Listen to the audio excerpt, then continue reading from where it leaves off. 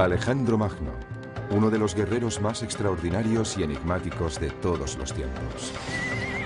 A los 30 años, gobernaba uno de los mayores imperios jamás conocidos.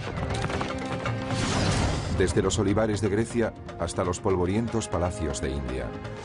Alejandro unió el occidente con el oriente y cambió el mundo antiguo para siempre. Es un sabio y es un asesino. Es un psicópata y es un genio. Alejandro lo es todo.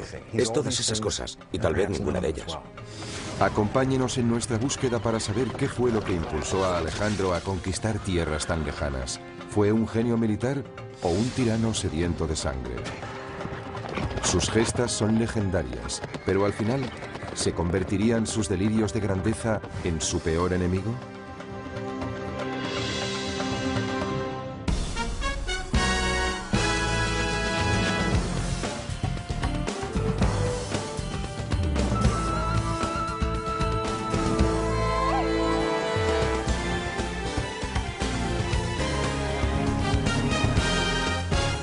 Alejandro Magno, el hombre y el mito. Babilonia, junio del año 323 a.C. Alejandro yace en la cama moribundo. Su cuerpo sufre atormentado por la fiebre. Después de 30.000 kilómetros de conquistas y baños de sangre, su persecución de la gloria eterna llega finalmente a su término.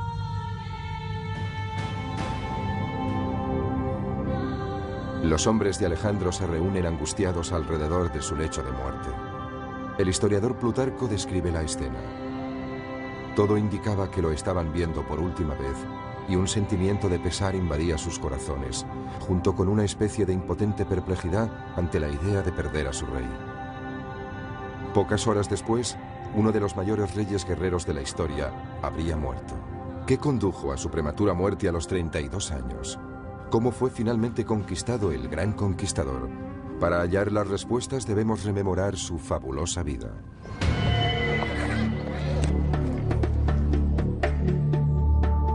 Alejandro nació aquí, en Pella, en el norte de Grecia, el año 356 a.C. Hacía tiempo que la edad de oro griega había quedado atrás. En aquel momento, el imperio era una frágil colección de ciudades-estado, fragmentadas y divididas. Una presa fácil para el padre de Alejandro, Filipo. El rey Filipo era un soldado rudo y mujeriego. Era un gran bebedor, un luchador feroz y el ídolo de sus curtidas tropas. Su ejército era uno de los mejores del mundo antiguo. Pero Filipo también era un político despiadado. Creó el estado de Macedonia, sometiendo a las tribus rebeldes de la región. Para mí, como es obvio, el éxito de Filipo fue abrumador. Es el hombre más subestimado de la antigüedad. Equilibró el ejército, fue un genio militar con un talento extraordinario. Con diplomacia y fuerza bruta, Filipo logró conquistar la mayor parte de Grecia. De su padre, Alejandro aprendió sus dotes de líder y las técnicas militares. Pero su madre, Olimpia, también ejerció una poderosa influencia en él. De ella heredó su naturaleza apasionada y temperamental. La influencia de su madre debió ser inmensa. Era una mujer poderosa, casi podría decirse que mística. Olimpia era seguidora de diversos cultos religiosos, especialmente el culto a Dioniso, el dios del vino y la pasión.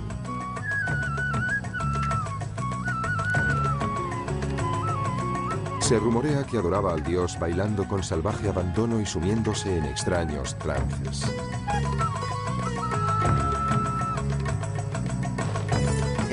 En cierto sentido, Olimpia era tan sobrecogedora e inquietante como su esposo.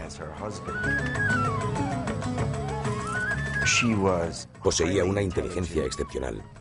Era políticamente astuta y dura como el acero. Tenía una actitud muy posesiva hacia su hijo. Sin duda le quería con locura, pero actuaba como su valedora, protegiendo sus intereses personales. Olimpia extendió el rumor que había sido fecundada por Zeus, el rey supremo de los dioses, en la forma de una serpiente. Alejandro se sentiría fascinado durante toda su vida por la idea de que podía ser inmortal.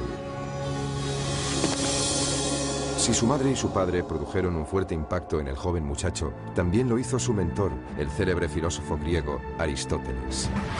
Él enseñó a Alejandro las maravillas de la cultura griega, sobre todo las grandes epopeyas míticas. Aristóteles inspiró su amor por la Ilíada de Homero, la historia de las guerras de Troya. Sus protagonistas son los héroes cuyas grandes hazañas épicas les proporcionaron poder y fama.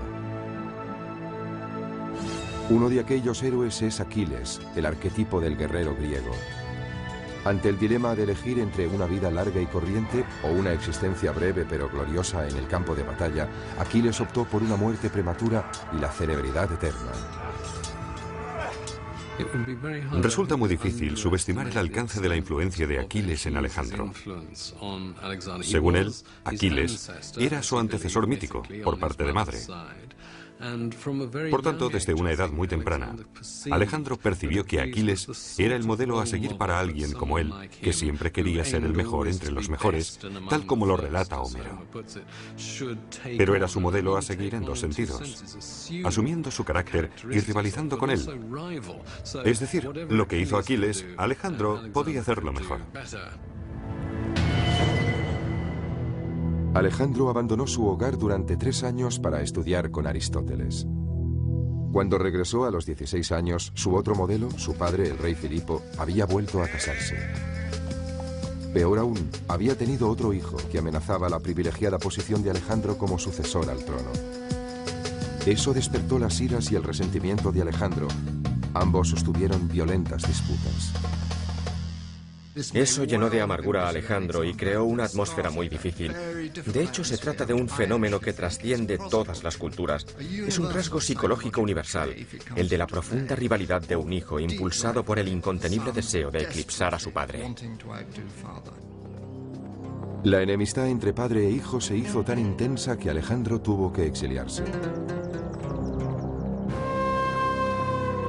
Finalmente se reconciliaron, pero la tregua no duró mucho. Una noche de verano del año 336 a.C., Filipo y la familia real se reúnen para celebrar el matrimonio de su hija. El rey se detiene a la entrada para saludar al pueblo. Un hombre surge de la multitud y le asesta un golpe mortal. Se cree que fue un examante ultrajado. Como muchos griegos de la época, Filipo tenía tanto amantes femeninos como masculinos. Filipo murió al instante. El asesino fue ejecutado allí mismo, antes de que la tortura pudiera hacerle revelar posibles cómplices en las altas esferas. ¿Actuó en solitario o hubo otros que conspiraron con él? Algunos historiadores creen que el asesinato pudo ser instigado por Olimpia, la taimada madre de Alejandro. Al fin y al cabo, Filipo la había rechazado por una mujer más joven. Me inclino a pensar que Olimpia estuvo involucrada. Después de todo, había sido relegada de su posición de honor. No iba a quedarse con los brazos cruzados. No hay nada más peligroso que una mujer despechada, incluso en Macedonia. ¿Y qué decir de Alejandro? ¿Pudo tomar parte en la muerte de su padre? Si nos preguntamos quién salió más beneficiado del asesinato de Filipo, la respuesta es Alejandro. Porque en el momento de su asesinato, Filipo estaba a punto de partir hacia Asia para iniciar una gran campaña de conquista. Alejandro no iba a tomar parte en ella. Iba a quedarse en casa, presumiblemente como regente. Pero no hubiese podido alcanzar la gloria que proporciona la intervención en una gran campaña. Y la gloria era precisamente lo que Alejandro perseguía por encima de todo. Cualquier sospecha hubiese enfurecido a los nobles macedonios, cuyo apoyo necesitaba, y obtuvo. Con solo 20 años, Alejandro fue coronado rey. Cuando ascendió al trono, Alejandro heredó un gran ejército, pero también una gran inestabilidad política. Tardó un año en sofocar una rebelión en Grecia y consolidar su poder. Pero Alejandro no se conformaba con Macedonia. Su creciente impaciencia y su ambición le hacían querer más. Fijó su mirada en el enemigo ancestral de Grecia, los persas. El imperio persa se extendía desde la actual Turquía hasta Pakistán. 150 años antes, los persas habían incendiado la ciudad de Atenas y destruido sus templos. Este crimen de guerra nunca cayó en el olvido. Filipo, el padre de Alejandro, planeaba invadir Persia antes de su muerte. Ahora, Alejandro tendría su oportunidad para vengarse. Suscribo la idea de que la maníaca ambición de Alejandro está alimentada por el enorme éxito de su padre. Alejandro es como una chispa encendida por Filipo, y es una chispa muy, muy poderosa. Más bien es una llama abrasadora. Esa llama abrasadora estuvo a punto de consumir al propio Alejandro. Durante su corta vida, Filipo le alentaría, retándole a lograr proezas cada vez mayores, en un esfuerzo por demostrar que era lo bastante bueno o tal vez incluso mejor que su padre. Con el fantasma de Filipo a sus espaldas, Alejandro parte para recorrer el sendero hacia la gloria. En el año 334 a.C., Alejandro cruza el Helesponto con su ejército. Inicia así una epopeya de 11 años de ambición y conquista sin precedentes que cambiará la faz del mundo antiguo para siempre. Su primera parada, los muros en ruinas de Troya, para rendir homenaje a su héroe de la niñez, Aquiles. Él y Hefestión, del que se decía que era su amante, visitan la tumba de Aquiles. En el escenario de la mítica Gran Batalla de Troya, Alejandro se prepara para su propia conflagración épica. Su oponente, uno de los hombres más ricos y poderosos de la tierra, el rey Darío III. El monarca persa no tiene ni idea de la fuerza a la que se enfrenta. Alejandro ha recibido un valioso legado de su padre, uno de los ejércitos más disciplinados y mejor entrenados del mundo antiguo. El joven rey es un líder carismático e inspirador, aún más que Filipo. Creo que el secreto del genio militar de Alejandro es su extraordinaria determinación. Es valiente y audaz, aunque a veces llega hasta el punto de ser temerario. Nunca parece dudar ante la perspectiva de entrar en acción.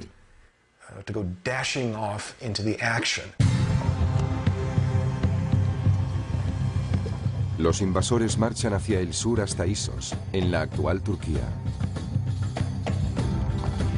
Las tropas de Alejandro se ven superadas en número por el ejército de Darío. Pero esos son exactamente la clase de desafíos que le gustan a Alejandro. La capacidad de adaptación de Alejandro es el rasgo característico de un gran general. Los generales más grandes de la historia militar son capaces de hacer eso. Logró evaluar la situación en un abrir y cerrar de ojos. Después concibió un plan con el que superó obstáculos que parecerían infranqueables a cualquier otro alto mando. Alejandro calibra las fuerzas de su enemigo con rapidez. La infantería está protegida por los arqueros, una señal indudable de que Darío no confía en sus soldados de a pie.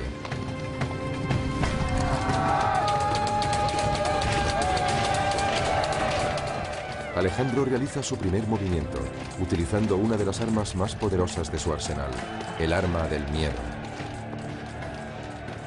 Era algo absolutamente estremecedor. Hacían chocar sus escudos, movían las lanzas de un lado a otro y avanzaban a su encuentro con un grito increíble, escalofriante e interminable mientras iban acercándose. Era aterrador. Alejandro cruza el río y sube por la otra orilla.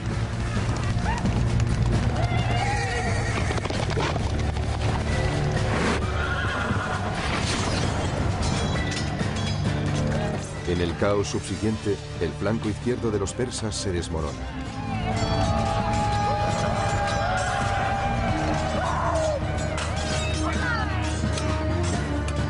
En una imagen casi fotográfica, esta batalla monumental aparece en un mosaico de Pompeya. Se considera una copia fidedigna de una pintura de finales del siglo IV a.C. Cuando finalmente Alejandro se encuentra cara a cara ante su adversario, primero atraviesa con su lanza al guardaespaldas de Darío. Alejandro está rodeado de soldados persas, cegados por el miedo y el terror. Al verse ante ese vengador invencible, Darío huye. Cuando el ejército persa ve a su gran rey huyendo de esa forma, ¿cuál puede ser la reacción de las tropas? Resulta un impacto psicológico increíble sobre los persas. Desde ese mismo instante, la batalla está ganada. Sin embargo, Alejandro es implacable. Al final del día, más de 50.000 persas yacen muertos. A Alejandro le encantaba matar. Su actividad cotidiana favorita era cazar, pero en su caso, cazar en mayúsculas. Se enfrentaba él solo y desarmado a los leones. Y eso solo lo hacía para mantenerse en forma cuando no luchaba contra otros hombres. Pero detrás de este asesino sediento de sangre hay una mente astuta. Alejandro, al igual que cualquier político actual, es consciente de la importancia de la imagen y la publicidad. Está decidido a convertirse en una leyenda viva. Acompañándole en su expedición se encuentra su historiador personal y asesor político, Calístenes. La misión de Calístenes en la campaña de Alejandro era actuar como agente de publicidad, el Relaciones Públicas oficial. Parece bastante claro que mientras Alejandro iba avanzando, Calístenes se dedicaba a difundir los hechos acaecidos en el frente. Era una especie de corresponsal de guerra incorporado al ejército de Alejandro. Tras la batalla de Isos, Alejandro y su ejército avanzan hacia el sur siguiendo la costa del actual Líbano. La mayoría de ciudades capitulan, pero la isla de Tiro se mantiene firme. La actitud de Alejandro con respecto a la resistencia era someterse o morir. Alejandro comienza lo que se convertiría en el asedio más largo y brutal de su campaña. Cuando finalmente caen las murallas, tras 7 cruentos meses, elimina a 7.000 hombres y esclaviza a otros 30.000. Como lección para otras ciudades que puedan resistirse a la invasión, crucifica a 2.000 guerreros de Tiro. Cuando terminó, permitió que sus hombres dieran rienda suelta a su sed de venganza, matando prácticamente a todos los hombres de la ciudad fortificada. Fue una horrible exhibición de brutalidad, pero también fue de una gran eficacia, porque mostraba a cualquier posible enemigo lo que podía ocurrir si se resistía. En otro asedio salvaje, esta vez en Gaza, el ejército de Alejandro aniquila a todos los hombres de la ciudad. Desde el punto de vista militar, lo hizo todo bien, o casi todo. Hay mucho que emular de su generalato, pero Alejandro también tenía su lado oscuro. Era brutal y luchaba para alcanzar la gloria. Muchas de las cosas que nosotros consideraríamos los peores rasgos de la humanidad también se manifestaban en Alejandro.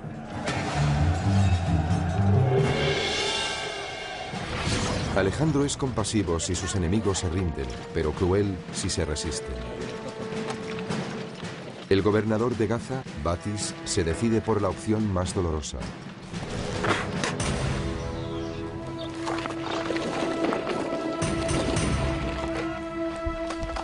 Alejandro revela su lado más cruel con su castigo a Batis. Le ata y le arrastra por toda la ciudad hasta que muere.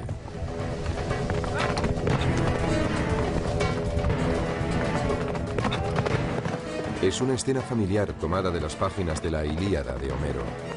En ella, Aquiles arrastra a su peor enemigo, Héctor, alrededor de las murallas de Troya. Pero en esa versión, Héctor ya estaba muerto.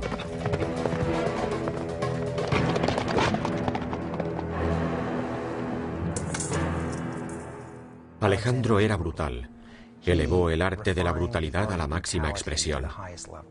En muchos casos, eso fue lo que le proporcionó tantos éxitos. No habría conquistado como lo hizo si no hubiese recurrido a tácticas tan brutales. Con una serie de victorias salvajes en su haber, Alejandro está listo para tomar Egipto, uno de los mayores imperios que el mundo jamás ha conocido. Los faraones egipcios eran considerados dioses vivientes y construyeron inmensas pirámides, templos y monumentos como testimonios de su gloria. Si los griegos sentían fascinación por la cultura egipcia, Alejandro aún estaba más impresionado y obsesionado por la idea de que un gran gobernante también pudiera ser un dios.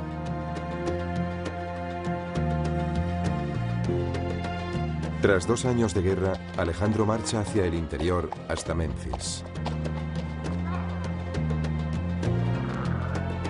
Los egipcios están impacientes por ver derrotados a sus gobernantes persas. Se rinden sin presentar batalla y reciben a Alejandro con los brazos abiertos. Bajo su reinado, siguen permitiéndose las prácticas religiosas y culturales egipcias. A cambio, los sacerdotes egipcios ofrecen a Alejandro el título de faraón. Ese hecho marca un punto de inflexión importante, puesto que es aquí donde Alejandro comienza a creer que realmente es un dios viviente.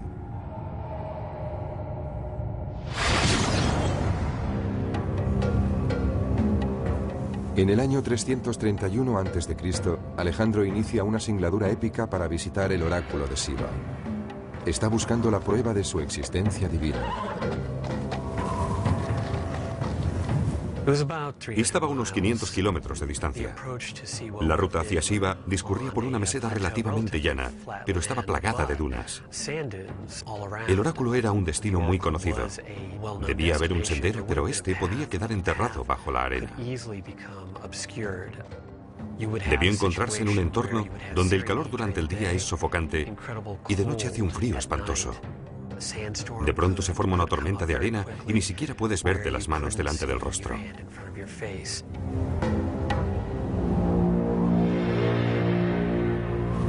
En efecto, Alejandro y sus hombres se perdieron después de una intensa tormenta de arena. Pero la leyenda cuenta que 2 pájaros les salvaron, guiando al grupo hasta su destino, el extraordinario oasis de Siva y el templo de Zeus Amón.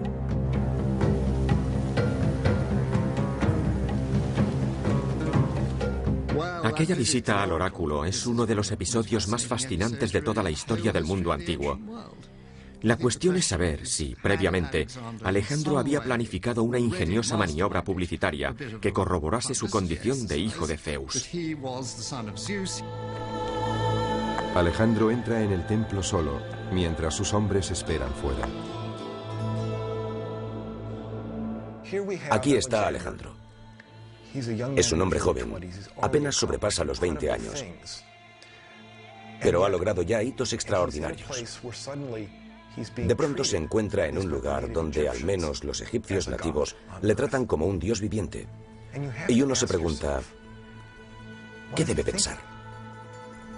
Como es obvio, en ese momento se halla muy lejos de Macedonia. Alejandro salió del templo. Todos corrieron a su encuentro y le preguntaron, Alejandro, Alejandro, ¿qué has pedido? Y respondió, no os lo voy a decir. Ellos le dijeron, pero hemos oído que el oráculo te llamaba hijo de Zeus. Y él respondió, está bien, podéis contar eso si os place. Entonces su publicista lo propagó. Alejandro autorizó difundir esta versión de su identidad porque me parece que encajaba con sus sospechas previas, posiblemente debidas a las historias de su madre, de que era algo más que humano. A partir de entonces, el leal escriba de Alejandro, Calístenes, denominaría a su maestro un dios en la tierra. Los egipcios confirmarían esa idea, representando su imagen en los muros de algunos de sus templos más sagrados. En Luxor, Alejandro se muestra con los brazos extendidos, adorando a su padre divino, el dios Amón. Siendo divino, era inmune a las críticas. Estaba en un plano diferente, en otro rango muy superior. Pero ser faraón y dios viviente no es suficiente para Alejandro. Está dispuesto a derrotar a su enemigo secular Darío de una vez por todas. Durante su estancia en Egipto, Darío ha estado formando otro ejército para enfrentarse con él. En octubre del año 331 a.C. se libra una de las batallas más decisivas en las sofocantes y polvorientas llanuras de Gaugamela, al norte de la actual Bagdad. Esta vez, los persas triplican en número a las fuerzas de Alejandro.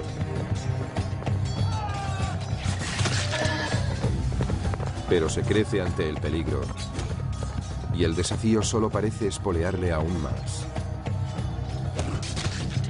Sus hombres están casi completamente rodeados por el ejército persa, pero sus flancos aguantan al enemigo el tiempo suficiente para abrir una brecha en las líneas persas. Alejandro aprovecha la oportunidad y avanza para atacar a Darío. El rey persa huye de nuevo.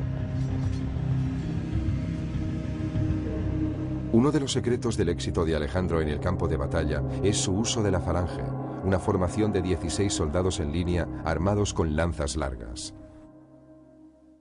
Alejandro utilizaba la táctica del yunque y el martillo con sus falanges. Su propia falange, la infantería macedonia, formaba el yunque y con el martillo, que era la caballería, aplastaba a la falange enemiga. Esta táctica, del yunque y el martillo, la empleó en numerosas ocasiones para imponerse en el campo de batalla. Darío, que ha huido a las montañas del este, finalmente es asesinado por uno de sus oficiales.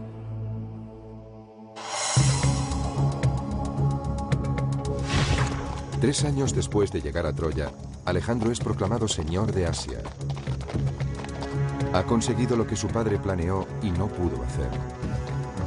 Otros grandes líderes se hubiesen conformado con este triunfo monumental, pero no Alejandro. No hay vuelta atrás. En el año 329 a.C., Alejandro sigue avanzando hacia Afganistán para conquistar el extremo oriental del imperio persa.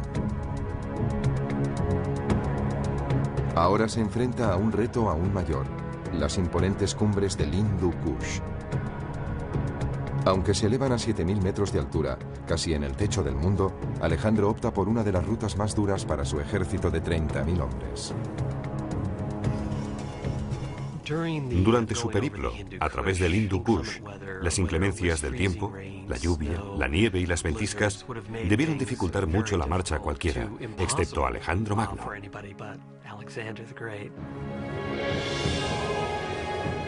A esa altitud, el oxígeno es más escaso. Se requiere un mayor esfuerzo para recorrer distancias más cortas. En algunos lugares, el paso es tan estrecho que el ejército marcha en una fila india que se extiende a lo largo de más de 15 kilómetros. El inquebrantable coraje de Alejandro es lo único que mantiene los hombres en movimiento. Si quieres lograr grandes cosas valiéndote de un ejército, ese ejército debe estar absolutamente dispuesto a hacer lo que les pidas. Si piensas por un momento lo que Alejandro les pidió, es absurdo. ¿Por qué lo hicieron? Bueno, pues porque tenían unos lazos muy estrechos con él. Pero al final, esos lazos acaban poniéndose a prueba. Con el fin de aumentar su ejército con tropas de refresco, Alejandro recluta a soldados persas en sus filas.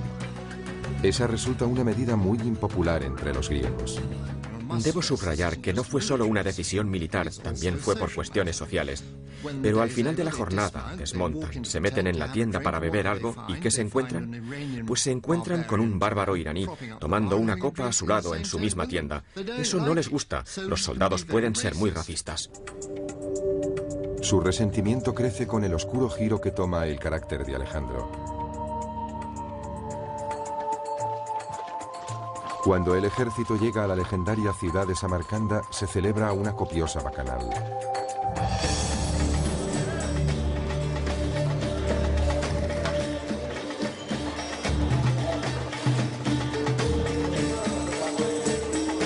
El imprevisible comportamiento de Alejandro se agrava por sus excesos con la bebida, y el alcohol parece aumentar su megalomanía.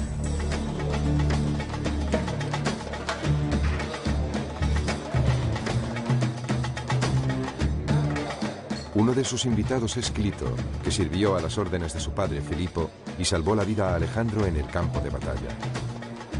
Cuanto más corre el vino, peor es su ánimo. Alejandro comienza a presumir de que sus gestas son mucho más heroicas que las de su padre. Clito escucha indignado en silencio y finalmente grita: «Toda tu gloria se la debes a tu padre». Borracho, Alejandro coge una lanza, mata a su amigo y se derrumba en un mar de lágrimas. Lo que dijo Clito enfureció a Alejandro sobre todo en dos sentidos. Primero, que Filipo fuera mucho más importante de lo que Alejandro quería dar a entender. En otras palabras, la maquinaria propagandística de Alejandro se había extralimitado y él, Alejandro, había sido el causante.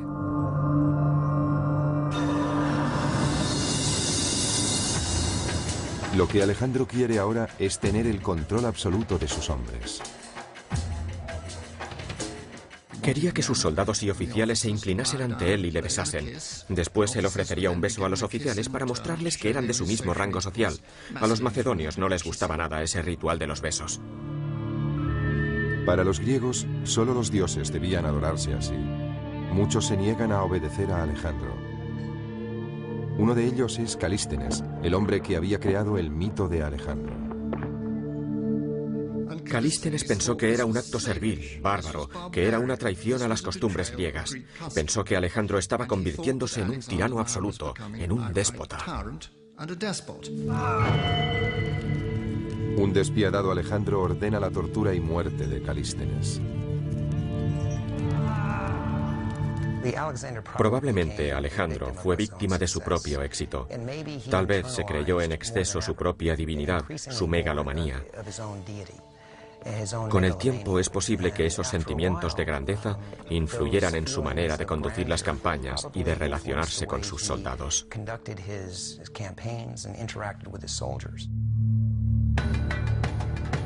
Al octavo año de su campaña, Alejandro ha conquistado Egipto, Persia y los pueblos del Asia Central.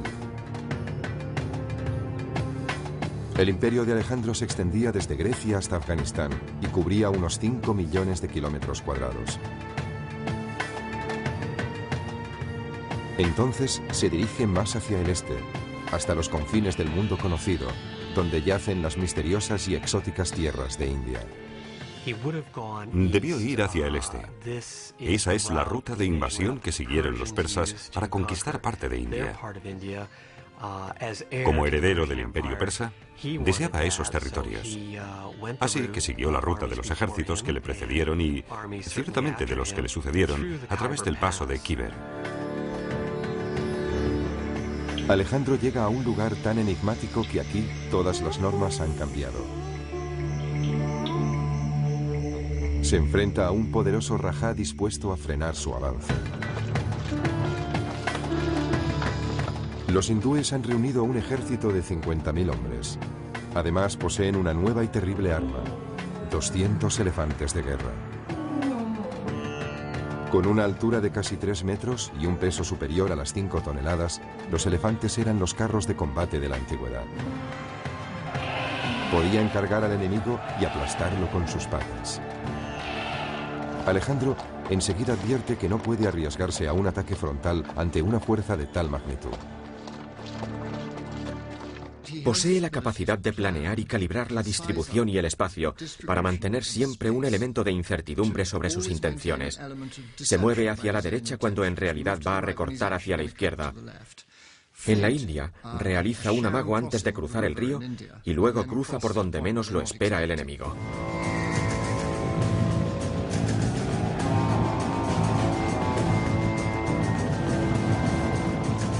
En este ataque sorpresa, los hombres de Alejandro utilizan sus largas lanzas para destripar a los elefantes. Hostigaron con las lanzas a los elefantes del centro, mientras los arqueros les hacían blanco de sus flechas. En esa situación, los elefantes, enloquecidos por el miedo y el dolor, se abalanzaban tanto sobre los griegos como sobre los hindúes.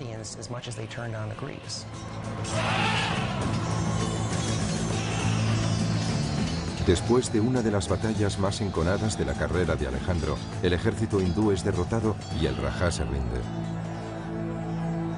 Pero Alejandro está tan impresionado por la bravura del rajá que toma la sorprendente decisión de devolverle el reino. De ese modo, la leyenda de Alejandro queda firmemente arraigada en suelo indio. Alejandro Magno sigue vivo en India en muchos aspectos. Los hindúes ven a Alejandro como un gran personaje heroico que impregna toda su percepción de la historia. El legado de Alejandro ha perdurado en casi todo lo que se ha hecho en India. Es bastante obvio en la literatura, la pintura y la escultura hindúes. Incluso hoy, si vas al noroeste de la India, verás a dioses hindúes con posturas griegas, porque las hicieron escultores influenciados por el arte griego. Alejandro estaba dejando su impronta en India, pero a pesar de su gran victoria, los largos años de lucha habían pasado factura a su ejército. Para empeorar las cosas, llegaron las incesantes lluvias del monzón.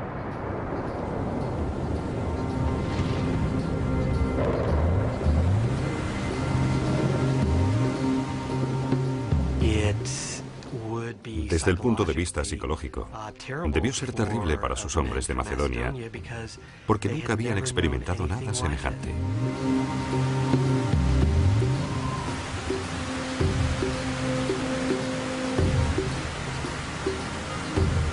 Después de 8 años y casi 30.000 kilómetros, las tropas llegan al límite y se niegan a seguir avanzando. Alejandro ha perdido su primera batalla contra sus propios hombres. No le queda más alternativa que dar media vuelta. Me imagino cómo debió ser ese momento. Allí estaba, con menos de 30 años, en el punto donde él creía que el mundo acababa en aquella vasta extensión de agua.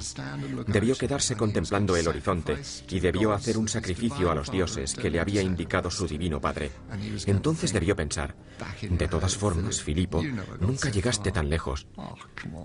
Era un egocéntrico, pero qué voluntad, y ellos se niegan a seguirle, pobres de espíritu. En el largo viaje de regreso a Persia, Alejandro conduce sus tropas hacia una nueva marcha épica. Esta vez por las estériles arenas de uno de los desiertos más áridos de la tierra. ¿Por qué optó Alejandro por esta ruta? Es un misterio. Tal vez para castigar a sus hombres por no seguirle hasta los confines del mundo. El terreno cambió drásticamente de un suelo yermo y seco, donde no crecía nada, a un desierto de dunas inestables, donde sus hombres se hundían hasta la cadera o más arriba. Miles de ellos murieron de sed, insolación y agotamiento.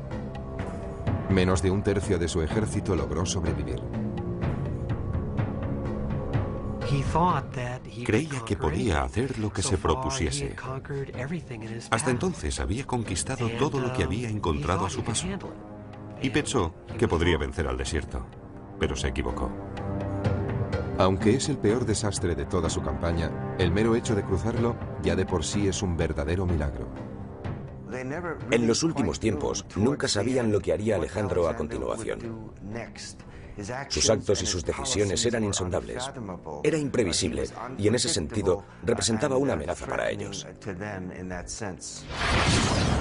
Alejandro se dirige a la ciudad persa de Susa, donde tiene preparada otra sorpresa para sus hombres.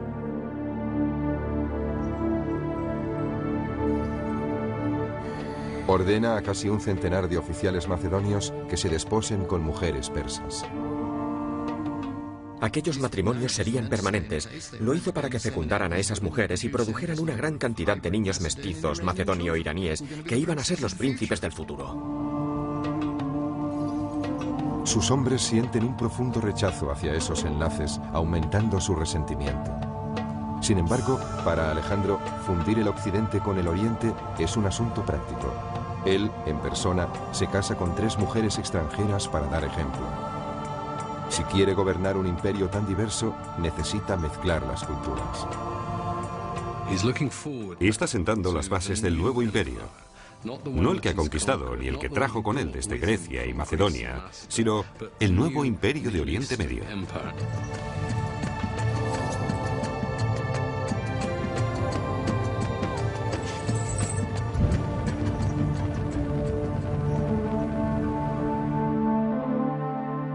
Alejandro lleva a su ejército hasta la nueva capital de su imperio, Babilonia.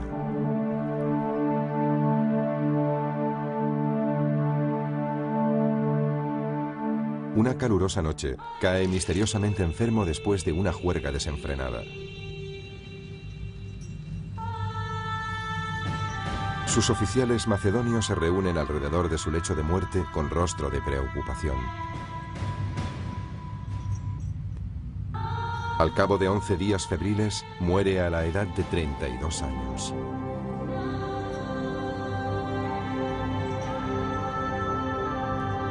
¿Qué mató a Alejandro? ¿Fue una enfermedad? ¿Fue el alcohol? ¿O fue un asesinato? Algunos expertos sostienen que murió de fiebre tifoidea.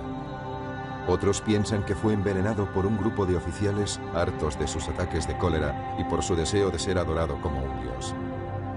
Pero durante siglos, los historiadores han debatido sobre la causa de su muerte. Estoy seguro de una cosa, Alejandro no fue envenenado. La cena fatal tiene lugar hacia el 29 de mayo y muere entre el 10 y el 11 de junio. Si hubiesen querido envenenar a Alejandro, le hubiesen suministrado una dosis abundante. Por tanto, ¿qué le produjo la muerte? No pudo ser una epidemia. Con él no murió ningún número importante de gente. No fue algo parecido a la gripe asiática. Debió ser una enfermedad que le afectaba solo a él. Yo me inclino por la malaria. El cadáver de Alejandro no puede examinarse porque se desconoce su paradero. En su viaje de regreso a Macedonia, su procesión funeraria sufrió la emboscada de uno de sus generales, que quería llevar sus restos a Egipto.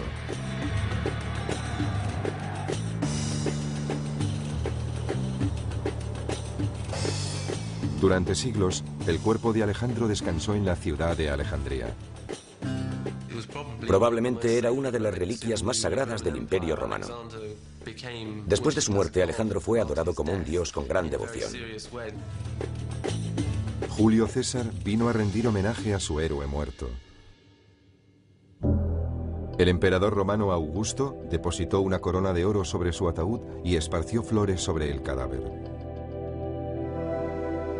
Pero en el siglo IV de nuestra era, algo ocurrió y la tumba desapareció.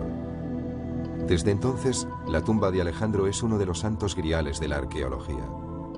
Algunos expertos creen que pudo ser destruida por la guerra o incluso por un terremoto. Pero hay un historiador británico que tiene una teoría más interesante. Andrew Chuck cree que un mapa del siglo XVI ofrece una pista sobre su paradero. Justo en el centro hay un pequeño edificio que podría ser la capilla, con el minarete de una mezquita detrás, que tiene una inscripción en latín que dice Domus Alexandri Magni, o sea, la casa de Alejandro Magno.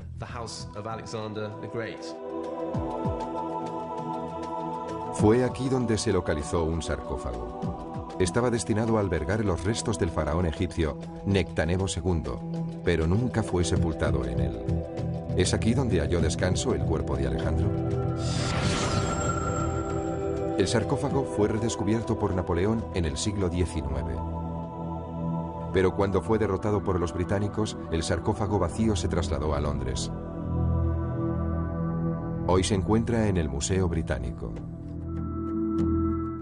Tal vez ese sarcófago acogió los restos de Alejandro Magno.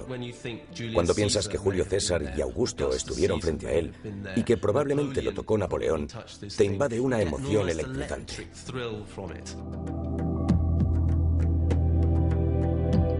Pero el Museo Británico no acepta la teoría de Chuck. Los restos de ADN que podrían reforzar su hipótesis ya no están ahí.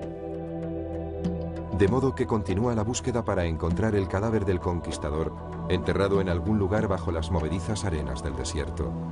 O tal vez, como creen algunos, bajo la ciudad que bautizó con su nombre, Alejandría.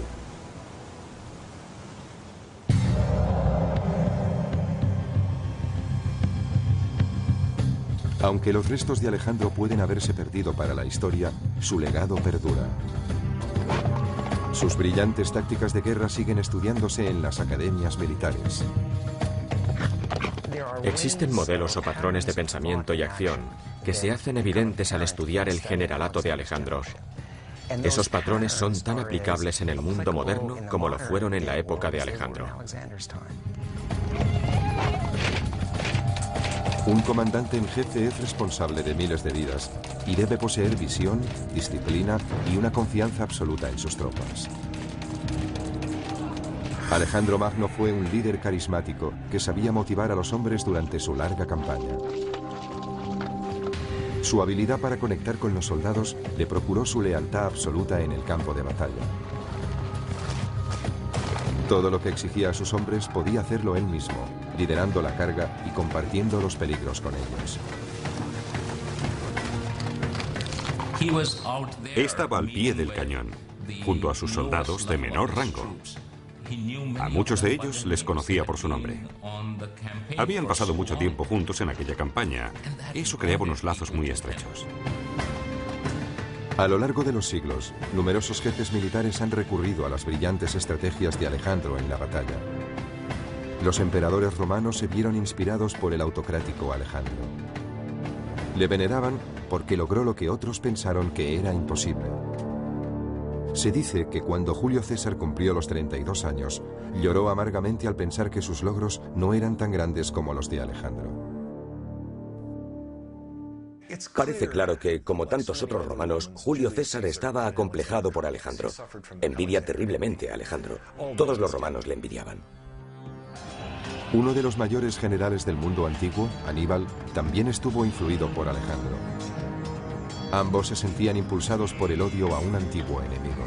Alejandro quería castigar a los persas y Aníbal a los romanos.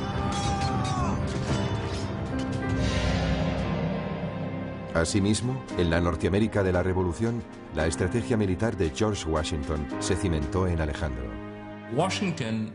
Todo lo que hizo Washington tiene sus orígenes en Alejandro Magno.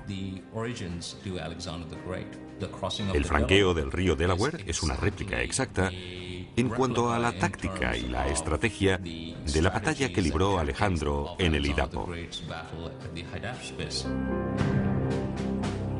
En diciembre de 1776, el general Washington condujo a sus feroces tropas a través del helado río Delaware para atacar a los británicos.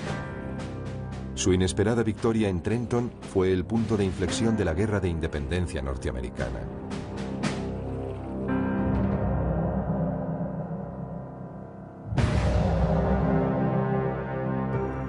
Desde la niñez, el general corso Napoleón Bonaparte sentía fascinación por la leyenda de Alejandro Magno. La implacable ambición de Napoleón le hizo ascender rápidamente en el escalafón militar. Como Alejandro, construyó su poder en una serie de audaces victorias militares. Tan pronto como tuvo ocasión, siguió los pasos de Alejandro viajando a Egipto. Sobre todo estaba impresionado por la política religiosa de Alejandro. Su capacidad para adaptarse a cualquier circunstancia y para captar la mentalidad del país en el que se encontraba.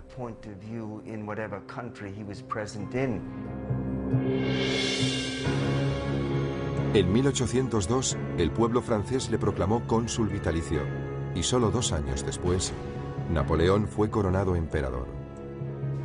Como Alejandro, Napoleón inspiraba una lealtad total en sus hombres.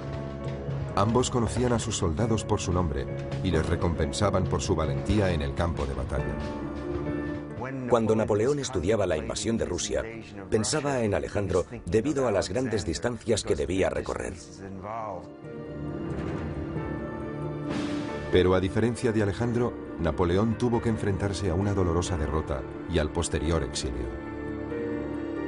Fuese cual fuese su destino, Napoleón, como Alejandro, estaba convencido de que era un hombre tocado por la providencia. Creía que en la guerra los hombres no valían nada. Sin embargo, un solo hombre podía decantar la balanza. George S. Patton, el general de la Segunda Guerra Mundial, fue un comandante cortado por el mismo patrón que Alejandro. Desde su ingreso en West Point, George Patton admiraba las proezas de todos los héroes clásicos, pero sobre todo las de Alejandro Magno. Existen diversas notas y documentos que indican que Patton deseaba emular la gloria pasada de Alejandro. Al igual que su ídolo, Patton estudiaba a sus enemigos en busca de su punto débil. Entonces concebía la mejor táctica para derrotarlos. Su héroe era Alejandro. Lo que más admiraba de él era la disciplina que inculcó a sus tropas. Patton, como Alejandro, parecía capaz de lograr lo que ningún otro general había podido conseguir. En 1944, un osado Patton llevó a cabo un astuto movimiento de tropas, trasladando a 100.000 hombres del este al norte. Tras recorrer más de 150 kilómetros en 3 días, atacó a los alemanes. Al cabo de 3 semanas de luchas sangrientas, en lo que la historia denomina la Batalla del Bulge, la arriesgada apuesta de Patton dio sus frutos. Patton fue recibido en su país como un gran general, pero se quedó corto en comparación con su héroe, Alejandro.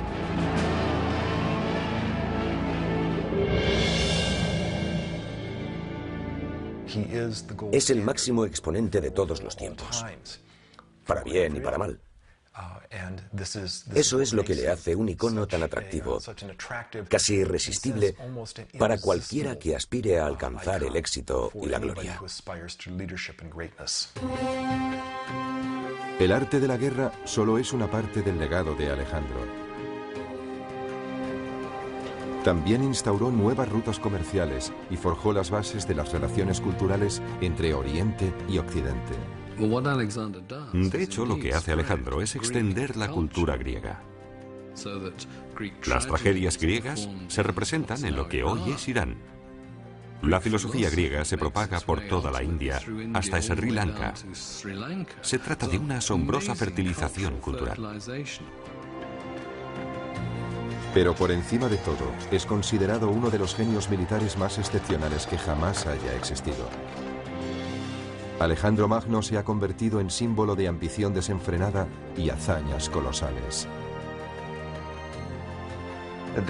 Su coraje, su naturaleza intrépida, su espontaneidad, la profunda lealtad que inspiraba, fue un hombre increíble desde todo punto de vista.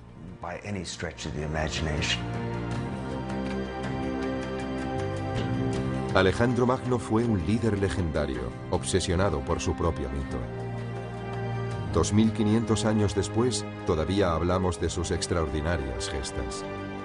Al final, Alejandro consiguió justo lo que quería.